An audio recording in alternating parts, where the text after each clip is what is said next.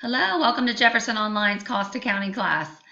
I believe Katie and Andrew make up this class, and of course me as the professor. So it's a small group, but that's okay. We still have quite a bit to learn in this class. We will be learning about various inventory control systems and cost accounting systems. The time value of money is another concept we'll spend a week learning about. So there are various interesting concepts and ideas that we will be learning much more about here in this class.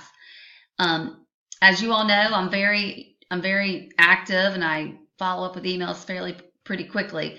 So if you have a question or a concern or if something doesn't make sense, please know that just send me an email and we will work through that. We can either communicate via email or we can set up a phone call or video conference.